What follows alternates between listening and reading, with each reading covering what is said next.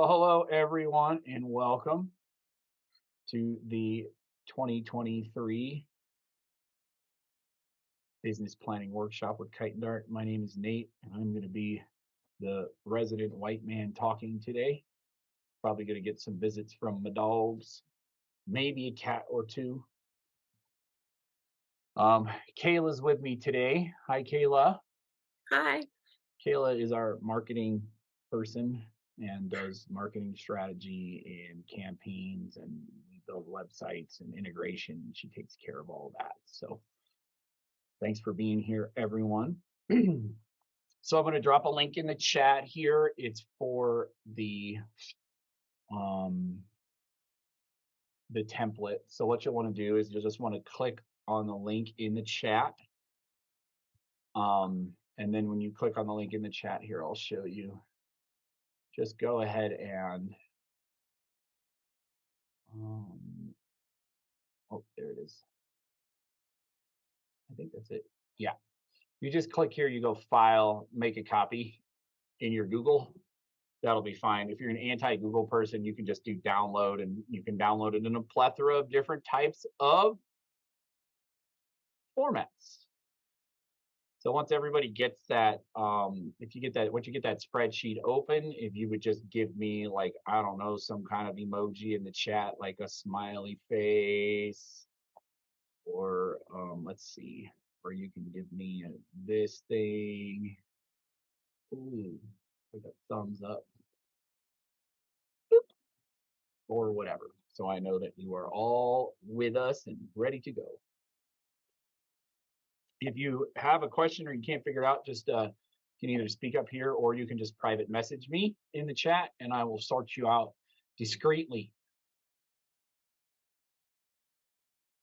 Okay. Good stuff.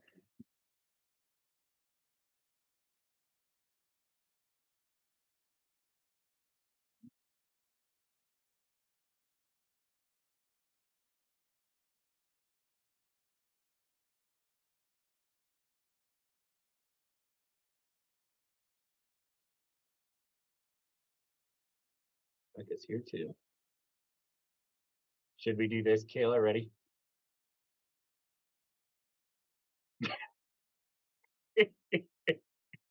I don't know how I feel about that. It makes me feel like I'm in Oh, school. Zoom. You're so cute. Hi, everybody. I don't know about this. I don't That's know. hilarious. Where did you take this? Technology. Where else can we go? Would we like to go to, how about learning? Wait, this one's really, want to see a creepy one? This one's creepy.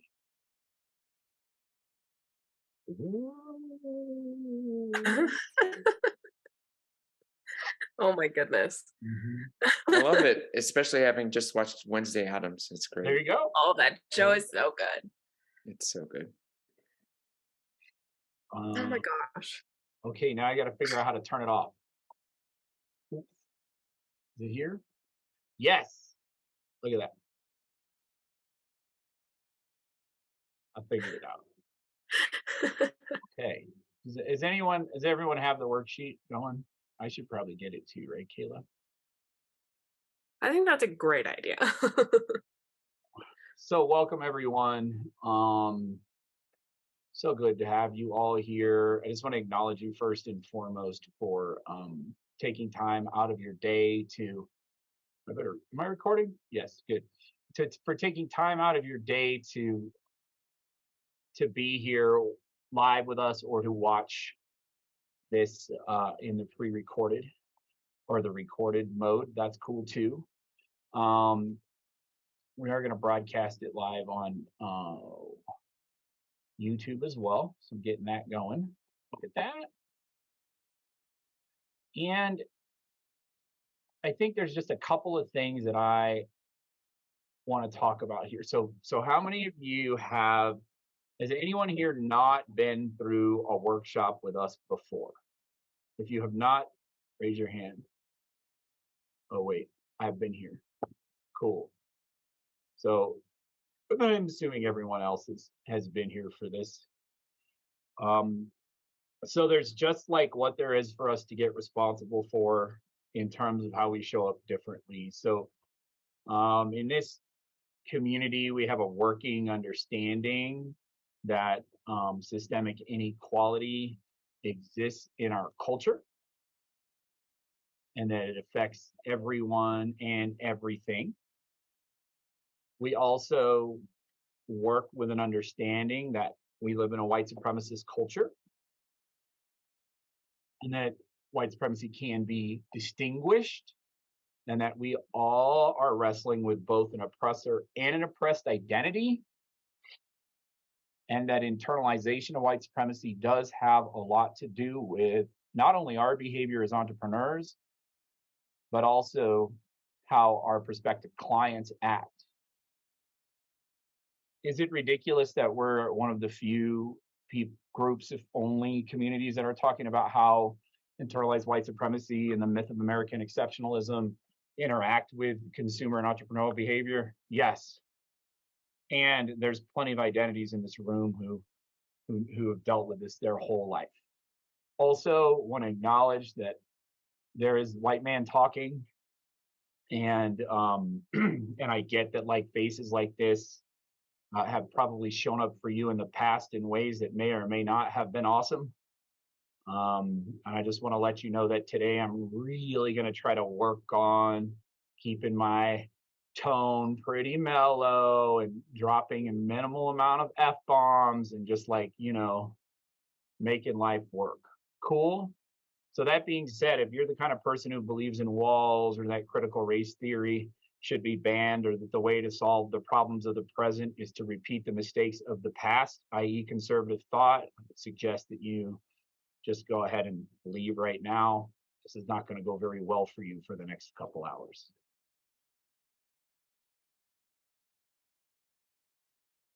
Invitation to get the hell out. All right, cool. It's good. So now what we have is consent, right, Kayla? All right, people. So check it out. Business planning is a segment of the business thought, I think, that's completely dominated by like colonizer white supremacist thought. This idea that we can just like roll up on a year and dominate the shit out of it with our plan. Yes, Gina, I can. Boom. Look at that.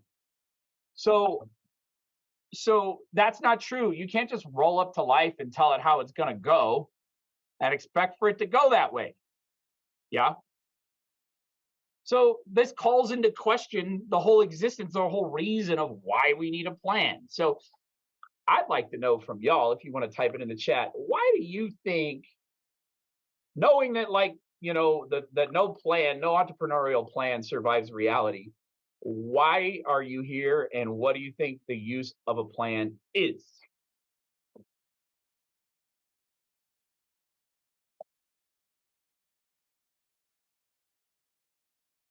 No wrong answers. And oh, by the way, and if you don't want to participate in anything, you don't have to. And I won't call you out. It's fine. We believe in consent here, Willow.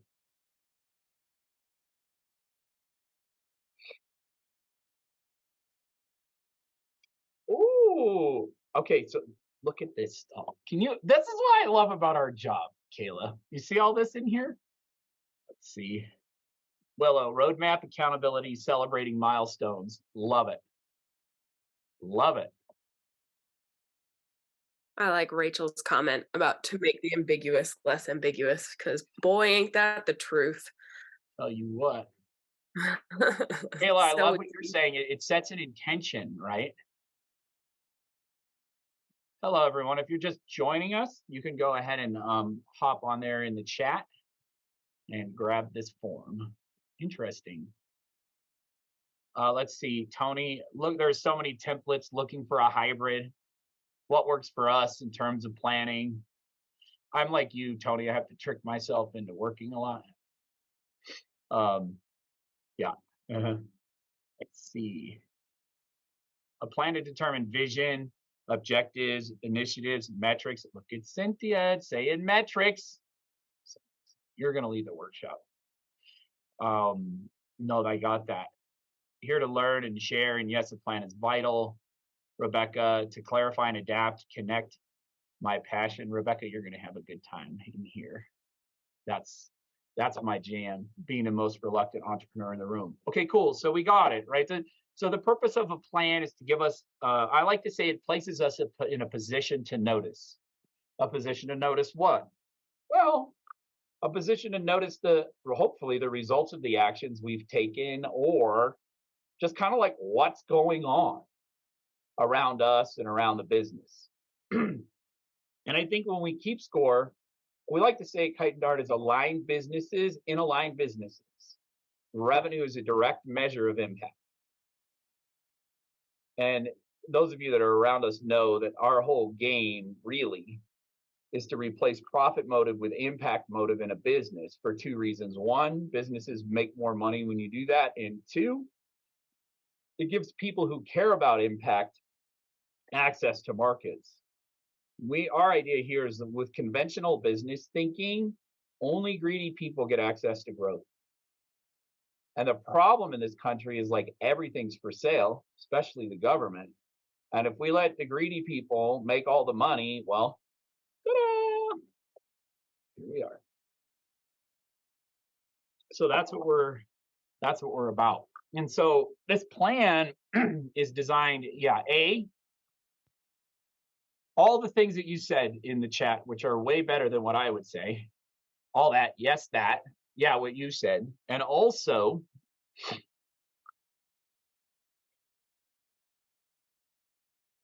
to give you a chance to really take a look at how ease is so important to our entrepreneurial journey.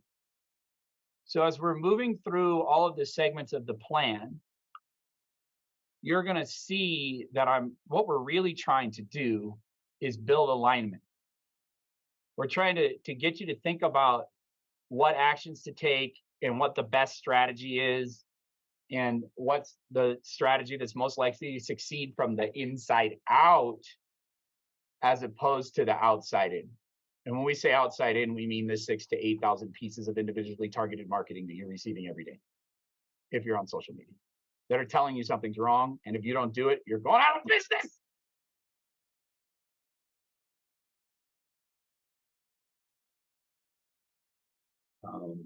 Yeah, I know, because I get it too. Cool. All right, great. So let's get on this. Everybody have the template open. If you don't have the template open, I'll drop the link one more time. Just click on that, click make a copy. If you need help, you can private message Kayla or I, and we'll get you sorted out. Okay, let me go over. Oh, look, there it is. Look at this. It's here, Kayla. I found it. Oh. Psych.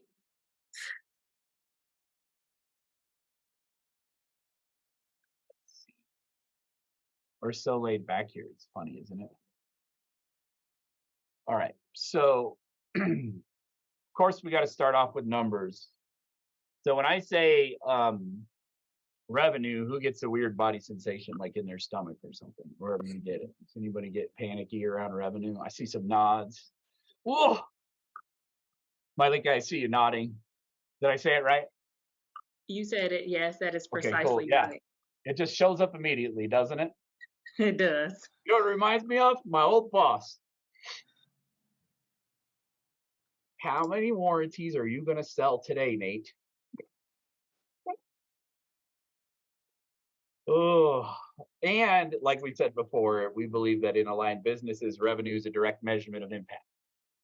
So the first thing we do to create a scoreboard or a way to track, and we have to deal with this, right? Because we're entrepreneurs, and in entrepreneurship, we track revenue. That's what we do. So first thing you'll want to do here is go ahead and put in what your revenue was in 2022. Is there anyone here who's brand new and did not have 2022 revenue? Uh-oh. Pros, Kayla. Pros. It's always exciting. And then you want to go and look at your records wherever you have them and figure out how much revenue you did every 3 months, each quarter. Why? Because a lot of our businesses are seasonal. Tony's is for sure. Ours is. in like 13 RSVPs for the workshop, the planning workshop in December, and 60 for this one. So seasonality factors in. And then you're going to write down your 2023 revenue target. Now, I need a volunteer, and I need a volunteer who has a hard time figuring out what they want to put for their target.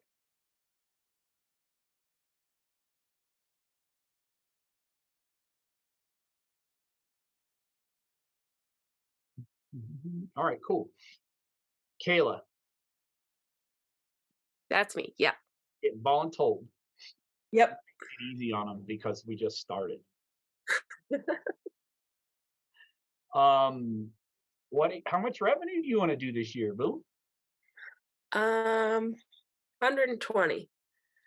Okay. How'd you come up with that number? Well, I've always been attracted to like 10 a month. It's a good number. Yeah, it feels round. It Mhm. feels attainable. And it feels like I can break it up into like even chunks. I can do whatever I want with 10 a month. I can figure out how many of what I need with 10 a month. I like it. Who here wants to see Kayla make $10,000 a month next year? See that? It just shows up in the space. Kayla, when you find that number that works for you, how does that show up or feel in your body? It's exciting. Cool. And what's And exciting? it's annoying because I've gotten very close to it numerous times. Good. Got it. And what's excitement feel like in your body? Butterflies. Got it. Cool. So, if you have a hard time discerning this, like with your noodle, like with the strategic part of your brain, just go with what feels right. It really doesn't matter.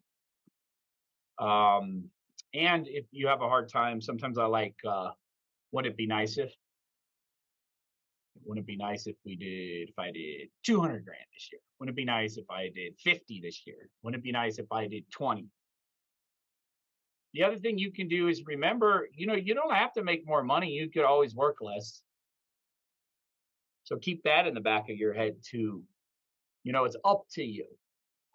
So go ahead and put that in, and then we're going to break down these revenues by quarter, and we're paying attention to how it's spread out the year before. So we don't, I don't know, get ourselves into trouble or something. And then you just write down, you're just breaking it down by month, what you're looking at each month to hit your goals. And then you go back and you look at the difference between these numbers right here and the numbers you did last year. So you can get a real idea of the increase needed. And this is what's important, I think, of all of it. It's just getting present to, if we want to produce new results, we have to take different actions. And we just want to get present to what we are creating. Cool? And whatever you put is fine. Questions, comments, concerns, criticisms. So far, so good. All right. So this is the beginning, and then immediately we get in the swamp. Okay, what action should I take to get there? So for people like us, I think this question of what do I do to get there is going to show up in typically two spaces. That I'm pretty neurodivergent, so I get both. And one of them is what we call ooh shiny, which is where we take up a strategy and we do it for a little bit, then we switch to the next one, and then we switch to the next one, and we switch to the next one, switch to the next one. Where's my ooh shiny people? Oh, okay, good. I thought I was the only one. And then the other one is what we call analysis paralysis, which is where we sit back and we weigh all the options as if we have a time machine and we can see what's going to work.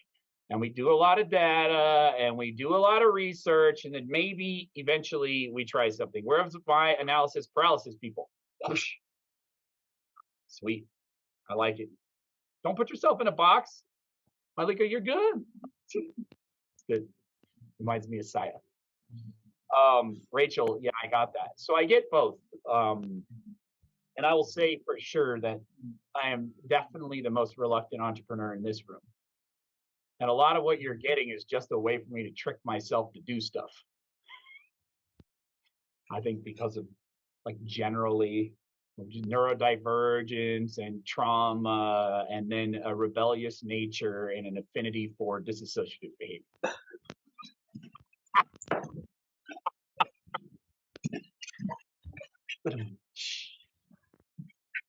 So true.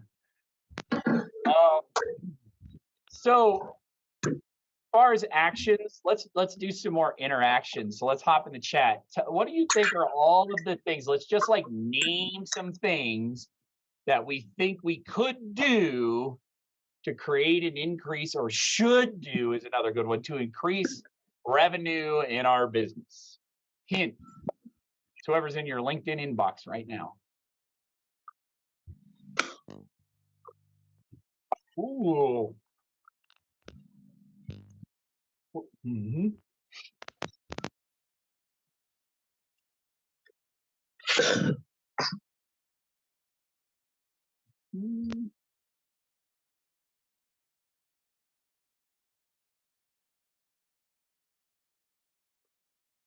Oh, Rachel, you belong here. So smart though, it really is. Yeah. You got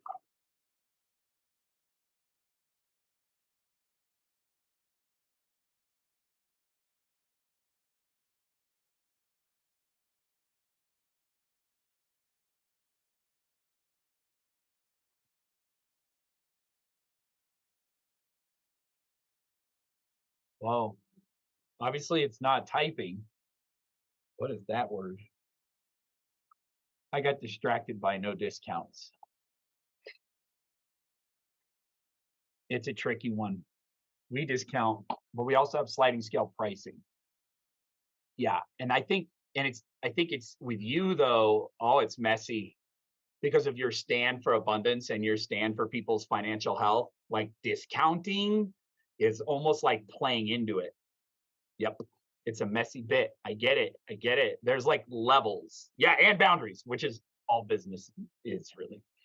Okay, so boundaries. I'm putting that in there because boundaries is a good way to grow a business, right? More active and dedicated sales generation and lead development. Yes, Tony. Yes, Tony, I got it. Copy. Oh, look, did you see that? It works. I can cut and paste. This is okay. What else? Build a stronger team and systems. Yeah, Malika, I got you. So important, isn't it? Systems and teams. It's the problems of success are almost more difficult than the problems of struggle in entrepreneurship. And there's a lot there. But yeah, teams and systems. Okay, cool. So would everyone agree? Well, I'm not going to do it, but yeah, these are all viable ways to consider actions we could take. Kayla, you got anything you want to put in here? Let's see, like, let's do new website. What else? Like email list. Yeah, solid funnel. So solid funnel. Yep. Got it. Or just a functioning one would be great. Maybe welcome journey. Good news is it only took us a year to make our own website, right? We'll say social media marketing. Yeah. Cool. So we have this whole list, and I just want you to be with the list for a second and notice whether or not you think which of these things you think is more likely to work. That's the first one, right? Which one of these is the best way to do it? Or, look at yours. And then the next question is, why do you think that you need to do this thing that you haven't been doing in order for your already successful business to be successful? And I'm not saying that it's not true, but I just want you to look at that from this perspective, right? You're perfect, whole, and complete the way you are. And your business is probably doing fine. The first thing to look at is, why do we always think it's something that we don't have That's the solution. If anybody wants to weigh in on that, you're welcome to.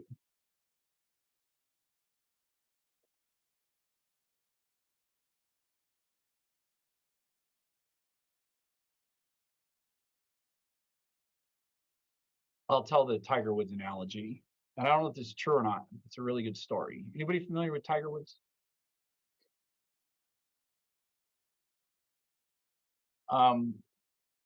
And if you don't know anything about golf, Tiger Woods hits the ball so far that he literally changed the way that white people built golf courses. They had to make them longer, so he couldn't win. And when you think about it in terms of an impact on a sport, they literally had to change the rules to make it fair for everyone else. So Tiger's long game, the best there's ever been. His short game, when you get closer to the pin, is average by professional standards. So when Tiger, at the height of his career, would practice, his dad, Ernie, was training him. What do you think he had Tiger do? Did you think he had Tiger work on his short game, which he was mediocre at, or his long game, where he was better than anyone else? Go ahead and write it in the chat. Short game or long game? Puritanical culture of never being enough. Yeah. Word. All right. Long game. You got it. So in the American educational system, and then at work, and I think practically everywhere, societal conditioning, pain point marketing, we're always taught to look at what we're not good at and bring that up to the mean. That's why there's nothing beyond an A. If you get an A in something and then you get a C in something, you're taught to focus on the C. We are taught to focus on our defects. Also, our brains tend to look in that direction too. So what we want to look at here then is we're going to make a assertion. The assertion I'm going to make is that the best thing to do to grow your business, like if you're going to bet the farm on an action, it's going to be the thing that you're most confident in, your ability to do, the thing you're most passionate about doing, and the thing you have the most experience doing. Okay. So what gives the business development action that is most likely to succeed is not an external thing, it's an internal thing. Right? So we all know that actions produce results, but it's kind of like actions to the power of alignment produces results. So the actions that are most aligned with you and who you are and what you're great at, those are the ones that are going to produce the best results in your business. Why do we want good results? Nate, can you repeat what you just said? I said, the common thought is that no matter who does it, the action is what produces the result in a business. And it's true, actions produce results, but the quality of that result is determined by the alignment that action has with who people are as individuals. So whatever you're most confident at, whatever you're most passionate about doing, whatever you're most experienced doing in your growing business, do that more.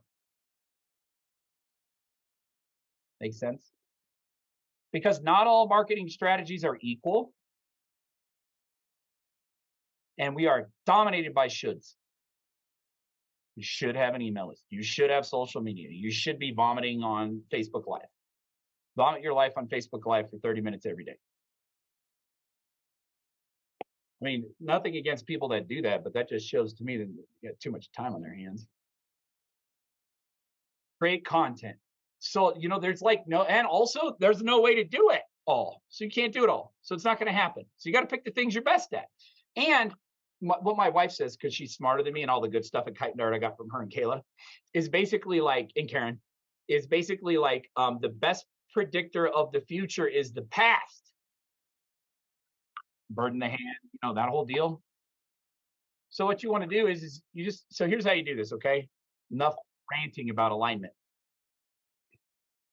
So I'm going to take this thing right here and I'm going to I'm gonna say, how confident in my ability to delegate admin? Oh, I'm pretty good at that. Mostly because I can't do it. How good am I at strategic networking? You should see me at a networking group. I'm the guy in the corner with a sandwich and a phone. He literally sits in the darkest, farthest corner he can find, and he won't even talk to me. Anxiety of all. Visible in the ways I shine. Boom. I'm good at that. And I'm good at knowing like what I'm good at. Build passive income products and strategies. Ugh. Boundaries. We're getting better. More active and dedicated. That's a 10. I smashed that. I'm good at building teams. I'm pretty good at building websites. I'm pretty good at running email lists. I know how to make solid funnels. Eh, which is ironic. Okay. Makes sense. That's what I'm confident. What do I love doing? Oh, this shit right here. This is the best. Also, this. Oh, I'm breaking my own rule. I'll give it a 9. 110, Nate. Pick one. No, well, we don't. It's okay. What do I also do? I really like this. I think this is an 11. You see what I'm saying? So you go through and you just fill all this out. And when you get done, you're going to get an average. And you just want to look at the top 20% of things. Questions, comments, concerns, criticisms, praise.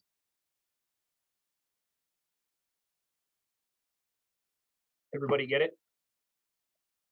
Malika, I see you're thinking the face is on. Do I have you? You got it? There we go. Yeah, you hit me. I understand. Okay, cool. You said look at top 20% of things that average the highest. Yeah, you got it.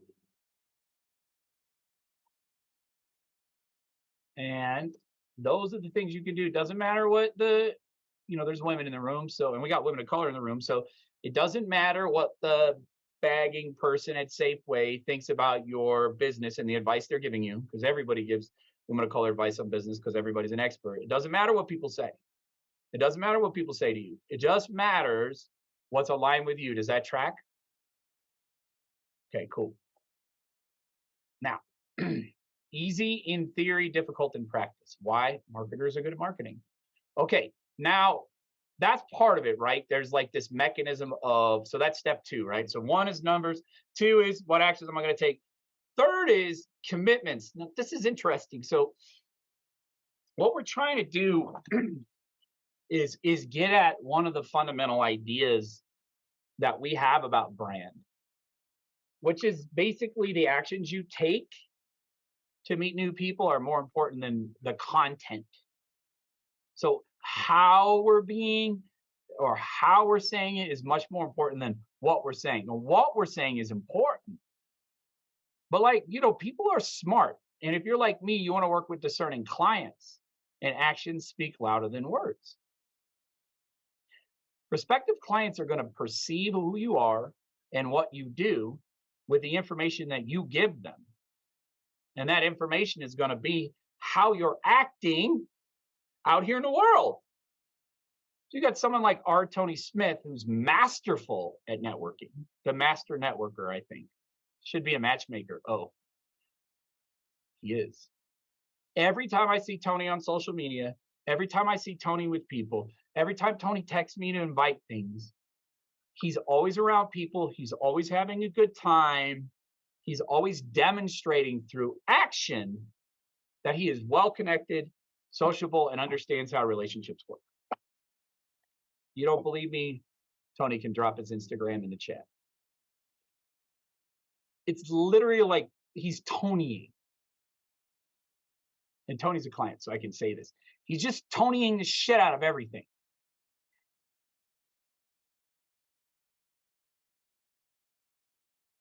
And so when we take those actions, how we choose a thing isn't only based on what we're good at.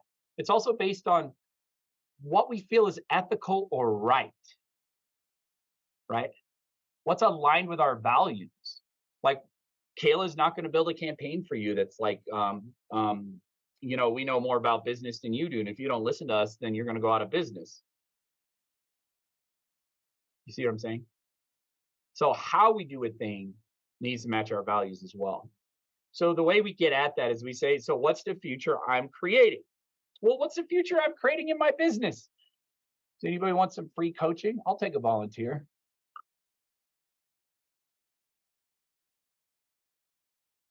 He's nice about it, I promise. Okay, right on, Rachel. Thank you so much.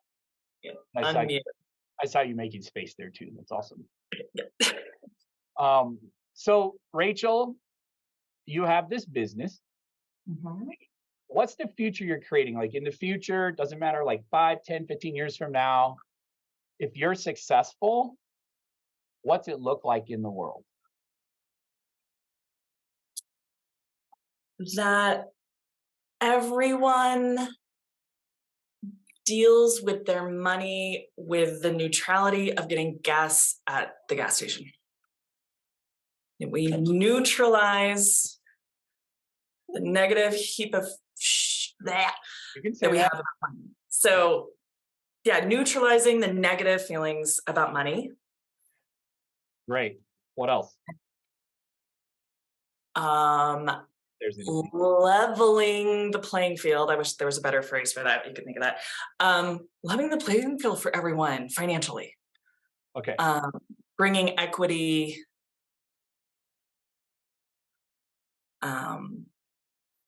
To marginalized communities. Got it. Anything else? I could just keep going. By the way, I'm an emphatic hell yes to that. I know you are. All right, so then I want you to think about it. So let's just imagine you're there. If you're there and that's already happened, who would you be being? How would you be acting? What would it be like to be you if that future that you created was real right now? Well, I'd be out of a job. Okay, that example. You wouldn't need me anymore. That'd be awesome. Right. Yeah. Okay. Good. So you would be content. Yeah. There would be abundance. There'd be no pressure. What else? How else would you be being? I mean, I think the thing that's coming up with me right now in the last few months is becoming a thought leader. Okay. You'd be focused on thought leadership. Yeah. Good. What else? What else would you be doing? Who else would you be being? A writer, maybe. Right. Okay, great. Kind of goes along with that thought leadership. Perfect. Okay, so then, so Karen used to say this, Karen Bartlett, who's my old business partner, who's moved on to nonprofit work, this same type of work in nonprofit. She'd say, you cannot sad your way to happy, y'all. That's good. That's good. Smart lady. So the next question we're going to ask you is, where do you get to be that way right now in your business development funnel? What's a business development funnel? Well, it's the shit you do to meet strangers, like to meet, because you got to turn strangers into clients, right? That's part of what business does, part of our job. So when you're meeting, how do you meet people in a way, or where inside of that process that you're participating in a stranger turning into a client? And I said, we need to turn strangers into clients. That's not true. Strangers turn themselves into clients. We just need to get out of their damn way. But when I turn them into friends. There you go. I like friends that pay me. I call them clients. Yeah, sure. Oh, you're fine. No, I get it. That should be in that. Relationship building is a huge part of it, right? But the key is for all of us, right? If we look at how strangers have turned into clients, where do we get to be that way now? Rachel, where do you get to be content, abundant, with no pressure, and you're writing and you're in thought leadership? Where do you get to do that in the way that you meet new people? Or do you? Like literally? Do you mean like really? Like for reals? Like in your business, like for really reals. Well, kind of. I emailed you this crazy little thing that's happening. Is my client has gone viral talking about our work together. Sick. So there you go. So yeah, she positioned me as a thought leader, which was interesting. And now she and I just get to chat about money in like this natural way. And There you go. we are just sharing that conversation. There you go. It is landing with people in a whole Perfect. new way than if I were alone. I think this is it. It's actually the conversation. It's when I'm with others. There you go. When I can be public with others, that is where I shine the most. That's where you like it. So that's So it's right. already happening, and I can see that just happening more. This is good too, y'all. So like, look, you're not looking for new information. I mean, it's everybody in here has turned to, has been around when a stranger's turned into a client. So all there is to do is observe. Oh, and so Rachel says, where do I get to be that way right now? Well, with this client of mine who we went viral, and we just talk about what's going on, and that's how we create content for the business. And then the most important question is, where don't I get to be that way? Because look, if business development is important, which it is because you're all here and planning is important, you don't want to like, and also like if you're a logical, like, educated, realistic person, you're going to shy away from an economic system that's been used to oppress people like you for like, I don't know, 15,000 years or whatever. So you don't want to have any shit in that part of the business that you don't want to do, because you're never going to do it because you don't want to do this anyway. Well, yeah, and actually, Nate, that speaks to like the foundation of my business is that it's relationship, it's community. Yep. And we do not improve alone. Perfect. Thank you so No. much, Rachel, too, for your participation. Sure. The actions that we'll write here are what changes do I need to bring my business development actions more in alignment with my commitments? Because some are already aligned. How do we get more aligned? Does that make sense? Yep. See, because if anyone who is a non-traditional entrepreneur, a historically excluded entrepreneur, who's a historically excluded entrepreneur? To varying degrees, anybody who didn't inherit their daddy's $1 billion. Because if you look at the numbers, that's who's winning. We have it this, if you just look, like class mobility is essentially a myth. So if you're a non-traditional entrepreneur, you are going to resist business development for two reasons. Number one, well, for multiple reasons, but the first big one that I see is you don't like the way that you're being sold and marketed to.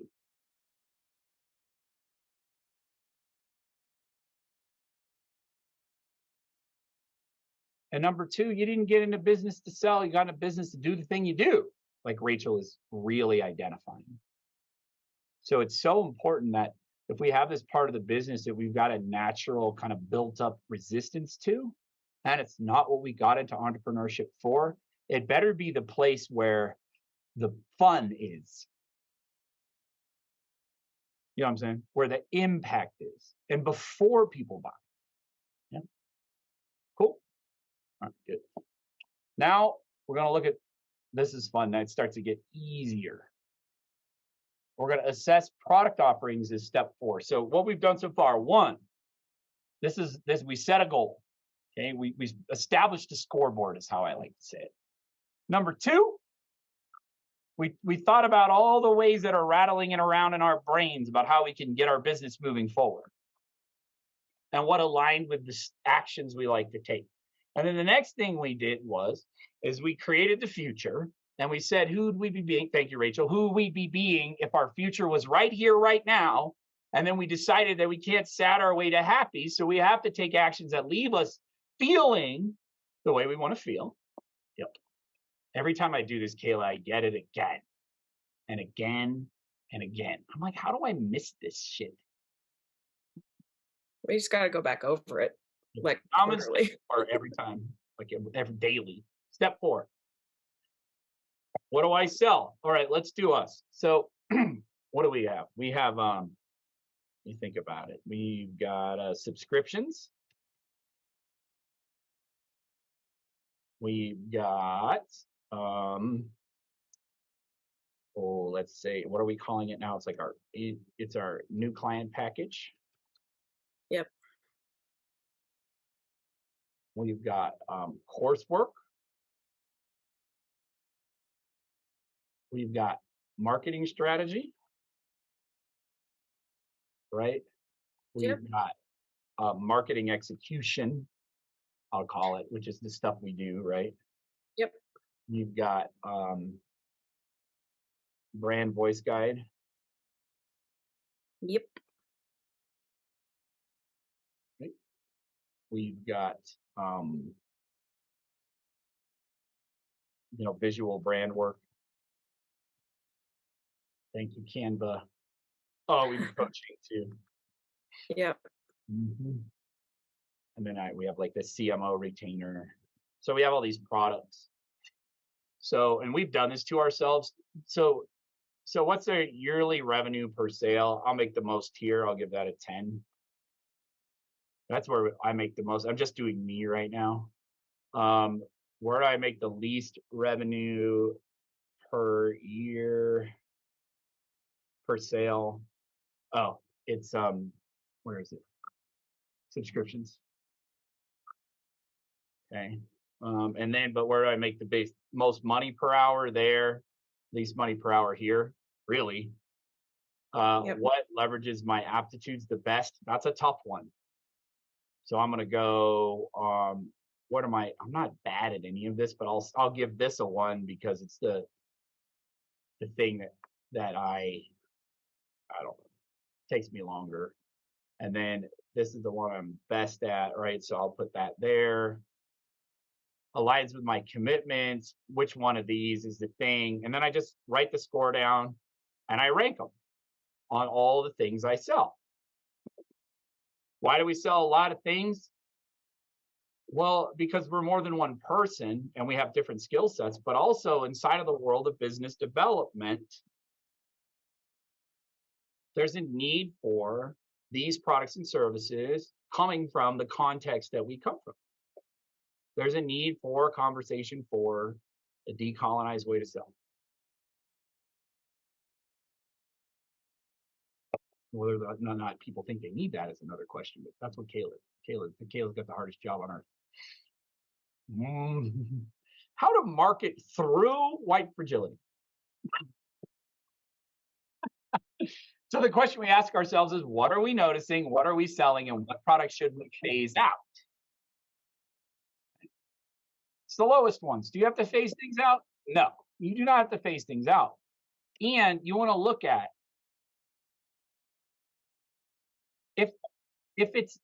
if I'm not making that much money and I'm not making that much money per hour and I'm not very good at it and I really don't like the kind of work that it does because it breaks my boundaries and I feel like I'm enabling people, I probably shouldn't sell that because I'm going to suck at it compared to the other things.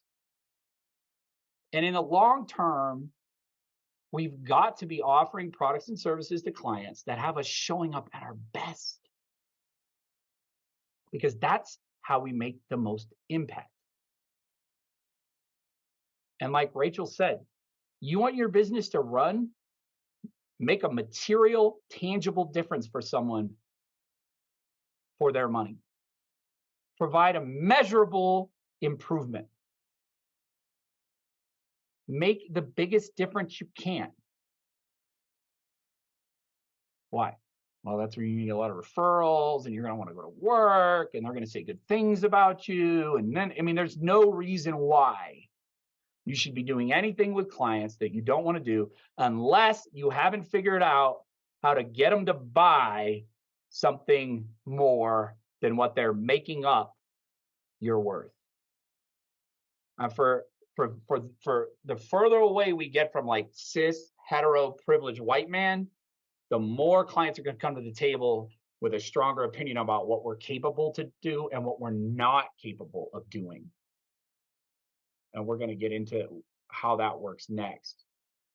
Some of you, if you're in business right now and you have to sell things that aren't aligned because that's all people will buy from you, nothing wrong with that. Well, I mean, there is, but that's a whole other story. It becomes a question of how do I find the kind of people who are willing to allow me to make the highest level of contribution I can. Does that track? Willa, did I do that clean enough? You can, okay, good, thanks. It's a messy one.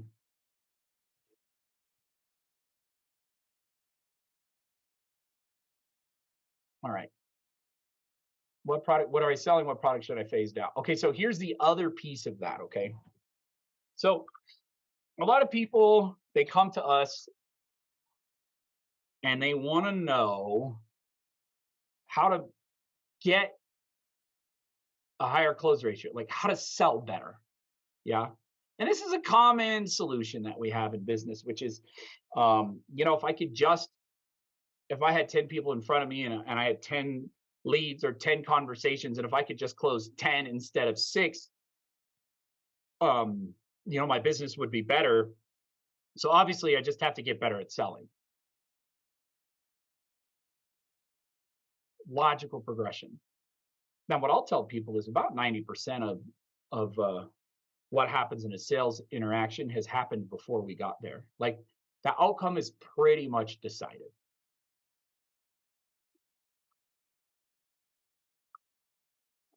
Is there stuff we can do? Sure. I have a course on it. It's great.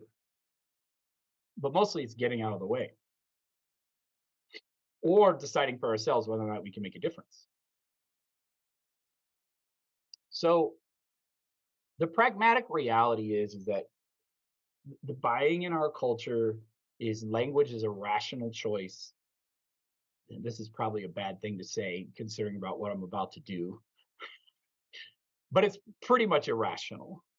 And by that irrational, I don't mean like wrong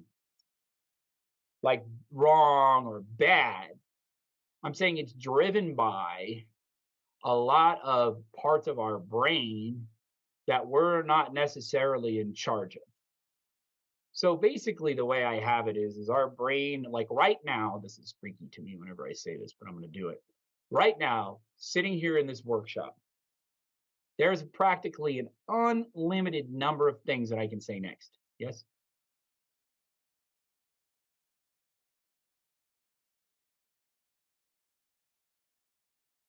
But when I'm sitting here thinking about what I'm going to say next, my brain does not present me with that massive list of options, does it? No. When you're thinking about things to do in your business, when you're writing down actions to take, your brain is not giving you all of the available options, right? If it did, you would never get anywhere because you just spend your whole life writing down the 100,000 things you can do to grow a business. Yeah. What gives those actions? Something we call implicit bias. What's implicit bias? It's just a predisposition that your brain has. Then it kind of decides on its own what chunk of things are acceptable and what chunk are not. And unfortunately, we live in a white supremacist culture, the colonial culture. And so we've all been conditioned with a predisposition to think that certain things are better than others when it comes to pretty much anything. And I'm just saying that like that predisposition, that implicit bias that is caused by conditioning drives consumer behavior more than just about anything in marketing and sales. And if we are approaching the way we market and sell from a perspective that does not take into consideration systemic inequality, by default, the model from which we're understanding how strangers turn into clients is going to be broken and incomplete. Just like everything else white men make up to explain shit.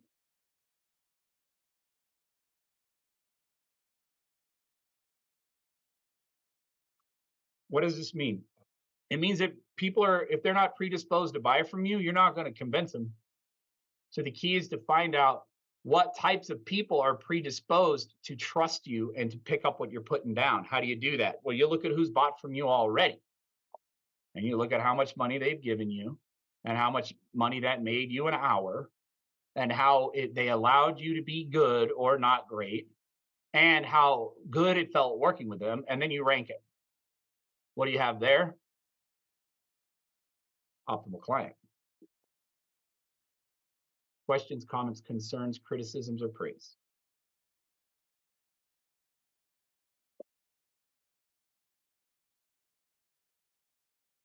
Are these current clients our ideal client? Nah, I guess I answered that, right?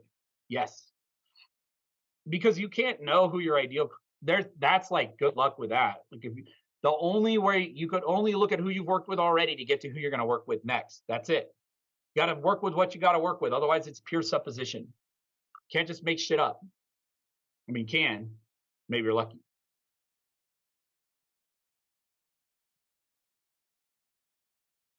Cool. All right, good. All right, so let's stop for a second. So speaking of products, first of all, I want to say that I know that no one in this room consented to be sold anything during this presentation, right? Because you're registered for a workshop. Now, right, Willow's like, yeah, but probably somewhere in there, somebody's going to try to sell me some shit. Yeah, pragmatic reality. I'm not. But I am going to tell you a couple of things. Okay, the first thing I'm going to tell you is we do strategic planning. We do coaching. We have coursework. All of our pricing for white-bodied people is based on a sliding scale. So we determine our pricing for white-bodied people based on the amount of revenue your business did last year. Why? Because we want to have a stake in the success of your business, a real stake, a material stake, not a performative stake. Okay. If you are a person that identifies as a non-white, of having a non-white body, then everything we do is name your price.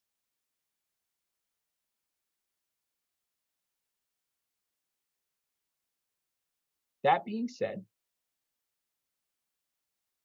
we want to have a good year this year. Last year was kind of rough for us at Kite and Dart, and we're dependent on y'all to make that happen. So here's the deal.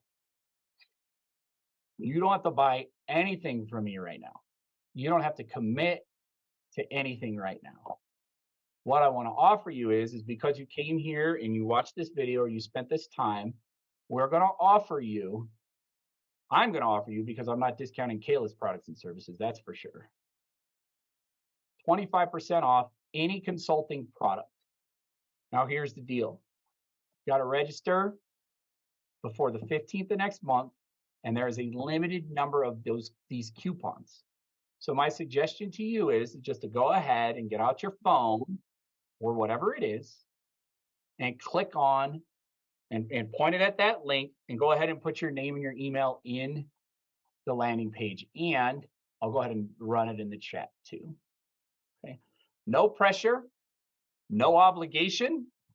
But if you're at all curious if we can help you in your business, if anything we've said in this workshop has kind of tickled your fancy or made you think we may know what we're talking about, go ahead and just put your name and your email in there.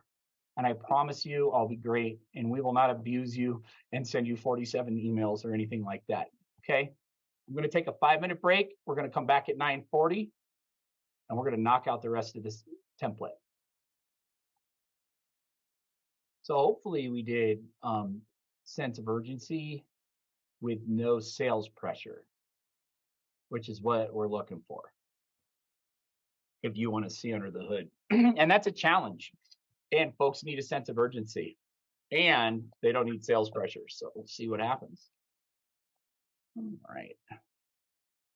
Okay, so now here we are. We are on this thing, right? Where are we at? Right here. Cool. So we've discovered our aligned clients. So to sum up, so far we're creating, and you're getting it, right? This is a plan to make a plan. First thing we do, create the scoreboard. Second thing, figure out the way that we want to go about creating that increase in revenue or decrease in time worked in a way that's aligned with us. Third thing we do is we look at the products we sell and which ones allow us to shine. 4, and then the fifth one is we take a look and we figure out like who are our aligned clients, and we ask ourselves, what are we noticing? What client types should we be working with more, and who needs to go? And we base that on reality, right? Like our shared experience. Cool. So far, so good. Willow, we getting there? Cool. Yep. Just put some numbers on paper. and just try some stuff. Okay, creating the plan. So here's what we do now. Hey Nate, before Yep. you jump in there, Rachel requested that everyone drop their business stuff in the chat. Oh, great. Thank you, Rachel. That would be awesome if everyone would be willing to drop a little bit about what you do, any links you want to share, just so that everyone can connect. Thank you, Rachel. Wonderful. And Ryan, I just dropped that worksheet link in the chat. All right, continue. Cool. Thanks. So now what we've done is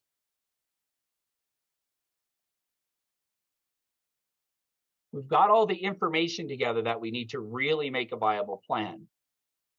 So it gets simpler from this point forward. Step 6, okay, so you just write down what's our revenue target for the year. So Kayla say 100. No. 120, Yeah, 120, sorry. man. And so Kayla, to get to 120,000, needs to sell a certain number of widgets. What do you sell, Kayla? Marketing strategy. Okay, how much is that? 2,500. Great. And then what else do you sell? I mean, strategic coaching. And what's that cost? What do people pay you a year for that? Oh, a year? Yep. Hold on, I have to math.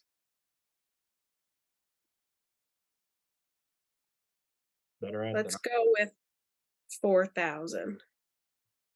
Okay, so if those were the only two things that Kayla was selling, she would either need to sell, so you get out your calculator, unless you're smart, which I am not, and you do 120 divided by 2,500 would mean that you'd have to sell 50 of the marketing strategies. Yep. Or you would have to sell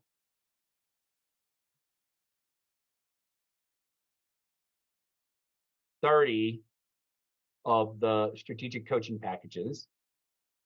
Now, which one sells more? Marketing strategy. Okay, cool. So we're probably going to sell how many of those you think to get there? You want to do like 25? Yeah. Okay, so 25 times 25 is 62.5, and then we need to do another 120 minus 120 gets us, and we need to do another 57.5. 57,500 divided by 4,000 is 15. Cool. Yeah. So if Kayla wants to make $120,000 this year, she will need to sell 25 marketing strategy packages and 15 strategic coaching packages. Okay. What are the steps to get there? Well, Kayla's going to go back and look at what she figured out, and she's going to start making a to-do list. And the first one is, you got some ideas? Yeah, a funnel. What else? And stronger personal branding presence. Okay, what else? Just overall stronger social media presence.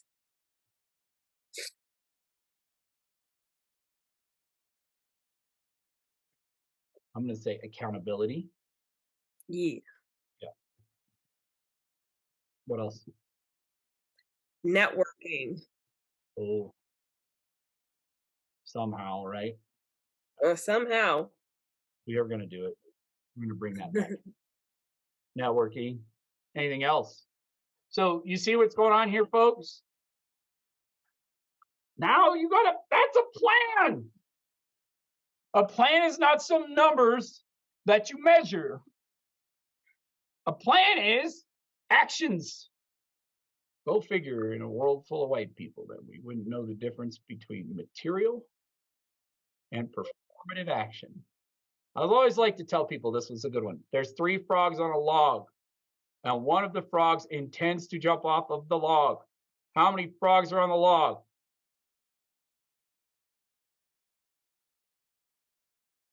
3, because intention is not action. This is like where Esther and Bill Hicks or whoever they are, law of attraction people really did a number on us. You know, my grandpa used to say you can shit in one hand and wish in the other and see which one fills up faster. If you want to say, I'll say it cleaner. I'll say that the most powerful form of prayer is action.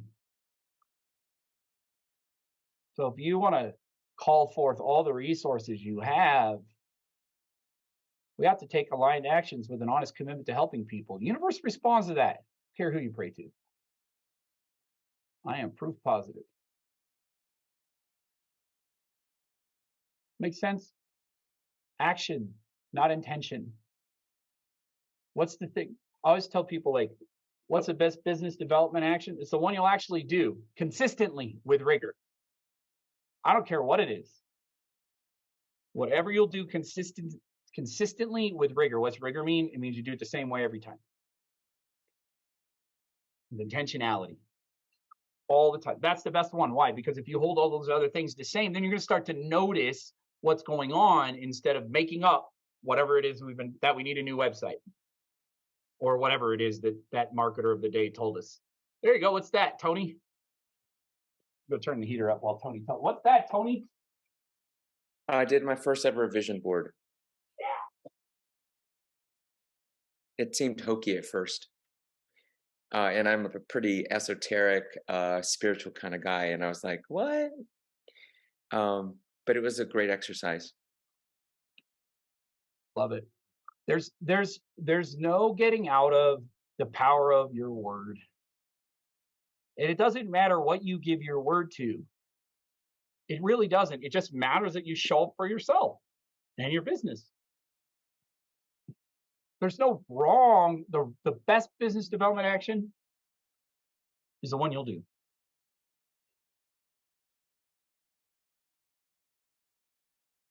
I've built my whole career on this, that I'm good at helping people figure out what's a good action for them to do. Why? Well, because that's what they'll do. I can make you the best business plan in the history of the world. I'm really good at that. But if you don't do it, it's not going to make me look very good.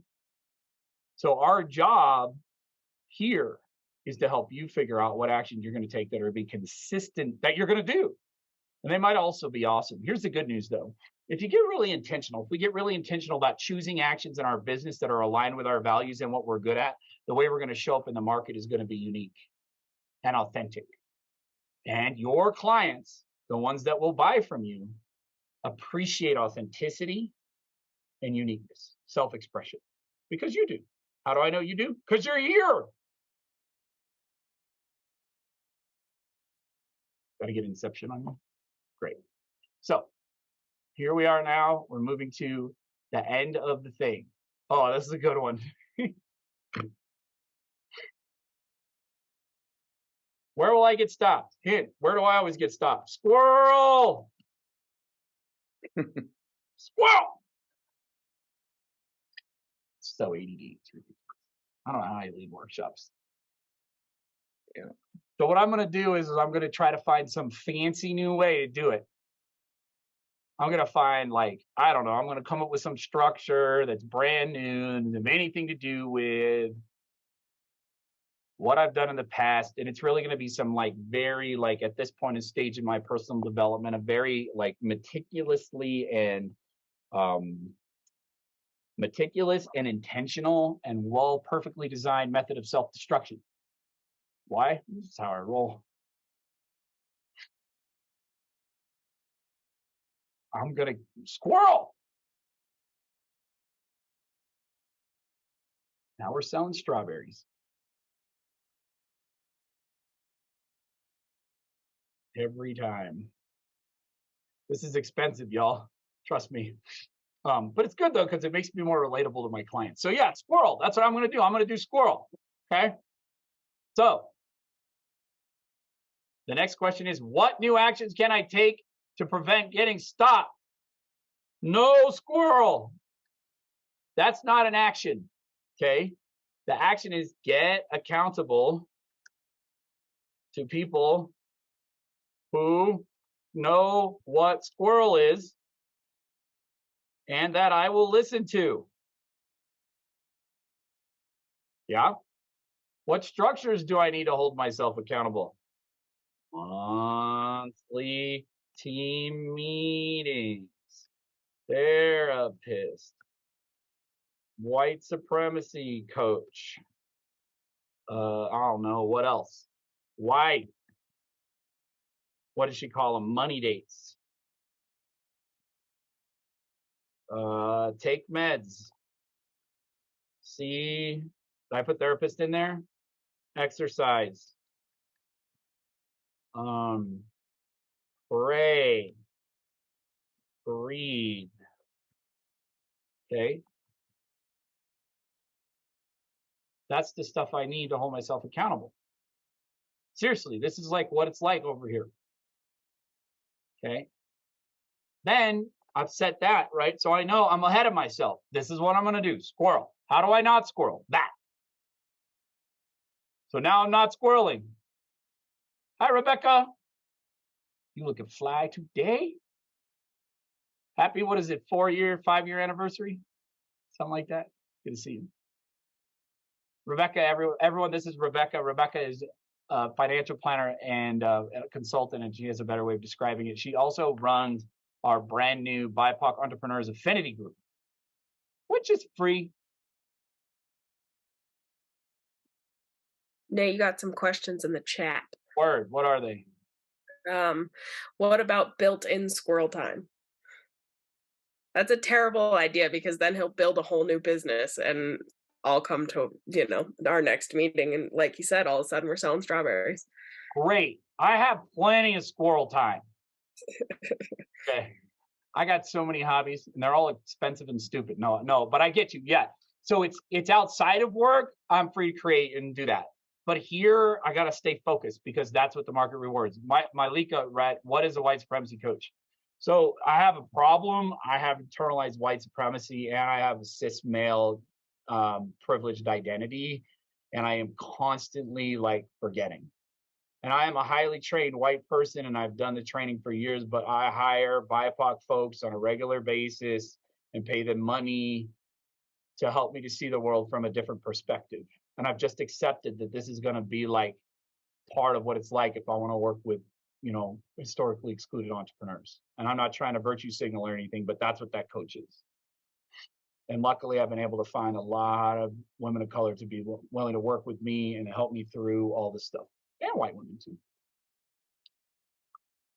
It's crucial in my business though, because we're trying to present ourselves in practicality, in a material way as an organization that helps and makes business accessible to BIPOC. And without training, I'm just going to white man the shit out of everything.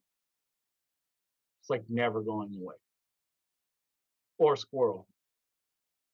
But squirrel is probably white manning a thing, right? It's like Christopher Columbus.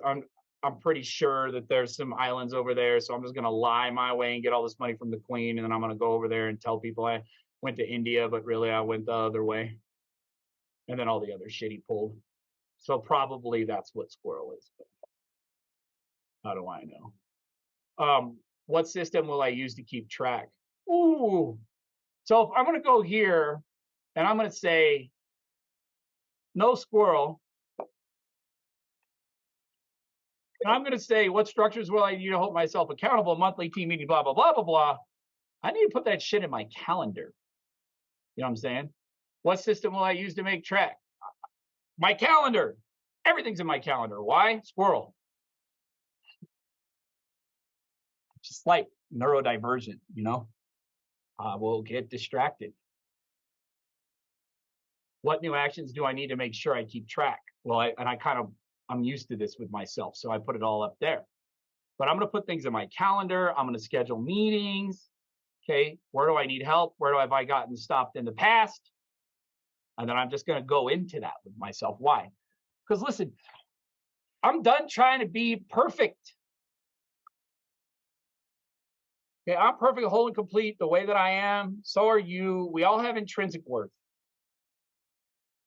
We all have this like spark of divinity inside of ourselves. And no matter what we do or whatever actions we take, it's uncorruptible. It's fine. And I think for me, and I don't know about you, but for me, all of this squirrel, and I got to do this fancy, and I have to do this other way, and I have to do something unique, and da da da da da, is all just dealing with like an internalized sense of really low self-esteem. Wonder where I got that from. Thanks, Dad. I think they teach me how to fix cars, though. Here's the thing, right? You live in a white supremacy culture, compartmentalizes everything. This is a conversation about identity. It's our identity because here's why. Our brains are set up for survival, and we know the penalty for not having money. There's women in this room. There's women of color in this room. Y'all know the penalty for not having money. Of course, your identity is wrapped in it. It's a life or death situation in our culture. Are we working to fix that? Sure. So it's okay to have like emotions and feelings and intuitions. It's okay to have transformation in business, is all I'm saying. Cool? All right. So that is the white man, that concludes the white man talking part of today's presentation. Thank you all for watching. Hope you have a good time. I'm going to stop the recording now.